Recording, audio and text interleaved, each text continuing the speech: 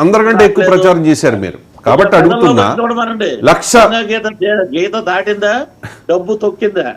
Right right, లక్ష majority అని మీరు చెప్తున్నారు. మీరు రీసెంట్గా కూడా అక్కడ ప్రచారం చేసి వచ్చారు కాబట్టి మెజారిటీ ఎంత రావచ్చు? ఇంకా 9 రోజులే ఉంది ఎలక్షన్కి. 1,65,000 ఓట్లు మా అధ్యక్షుడికి పడతాయి. మేము దీంట్లో మటుకు విశ్వసిస్తున్నాం, ప్రజలు విశ్వసించాం, ప్రజల్లో మార్పు కోరుకుంటున్నారు. వైఎస్ఆర్సీపీ పేరెత్తగానే ఒక్కొక్కడు ఫేస్ మాడి మసి అయిపోతుందన్నమాట. అలా ఉంది.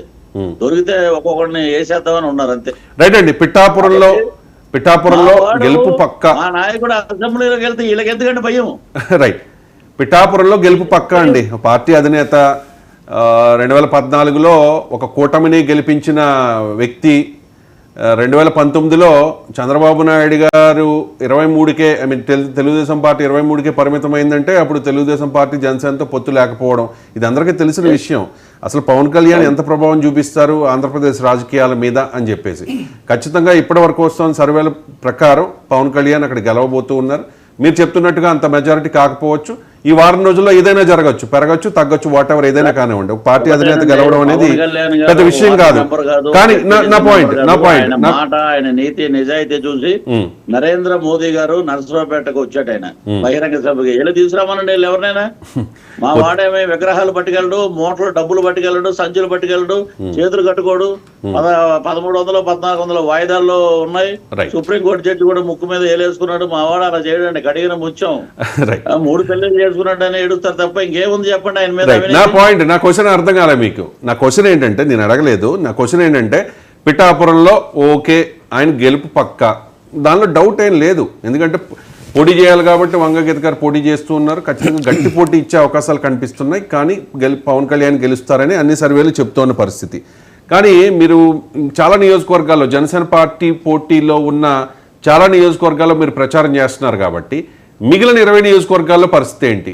పవన్ కళ్యాణ్ చెప్తున్నారు 100కి 100% స్ట్రైక్ రేట్ అని చెప్పి, అంటే 21కి 21, 2కి 2 పార్లమెంట్ స్థానాలు గెలుస్తామని చెప్పేసి. మీ అంచనా ఏంటి చెప్పండి, మీ అంచనా ఏంటి? బాలవాక్కు బ్రహ్మవాక్కు, మా అధ్యక్షుడు చెప్పిన మాట వేదవాక్కు. రైట్, అంటే 21కి 21 గెలవబోతున్నారు. ఇంకా ఓవరాల్ పిక్చర్ ఏ రకంగా ఉండే అవకాశం ఉంది? మీరు ఆల్రెడీ ఉంది సార్.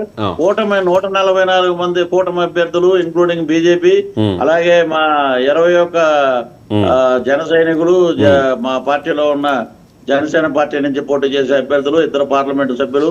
మీకు ఓవరాల్ గా తీసుకొస్తే శ్రీకాకుళంలో రామ్మూర్తి నాయుడు, వైజాగ్ వచ్చినప్పుడు భరత్ గారు, ఇలాగ వరుసగా ఒక్కొక్కరు రాజమండ్రి మన పురంధేశ్వరి గారే కదా, పురంధేశ్వరి గారే, అనకాపల్లి మన సీఎం రమేష్ గారు, ఎదురుగుండా రాజ్నాథ్ సింగ్ గారు బ్రహ్మాండంగా, మన కేంద్ర రక్షణ మంత్రి గారు ఆయన వేదిక మీదకి ఆ రథం మీదకి ప్రోటోకాల్ ఎగనెస్ట్ నన్ను పిలిచారంట పైకి. ఆయన చెప్పిన మాట ఏంటో తెలుసు, ఆయన ఏ మినిస్టరు, ఏ సెంట్రల్ మినిస్టర్ మాట్లాడకపోయినా బ్రహ్మాండంగా ఆయన నోరు విప్పి ఏ జగన్మోహన్ రెడ్డిగా గవర్నమెంట్ మే ఏ mafia, sand mafia, liquor mafia है और ये ड्रग्स नार्कोटिक మొత్తం అన్ని దాంట్లోనే ఉన్నాయి అని చెప్పారు. हमारा गवर्नमेंट आएगा, ये लोग 21 पार्लियामेंट पोजीशंस वो कूटमी को मिलेगा और ये भाई बोल रहे थे 135 to 140 seats Andhra Pradesh will bag and Chandrababu Naidu will become CM and our boss will become the main